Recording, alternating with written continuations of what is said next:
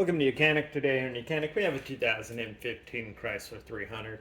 On this Chrysler 300 I'm going to show you how to be able to get into your car if you have no power.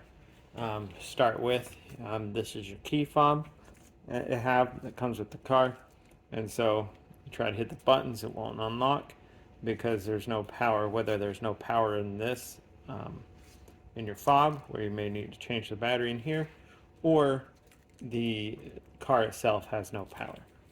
Now this kind of has smart keys, so you can push this button and it'll unlock the door.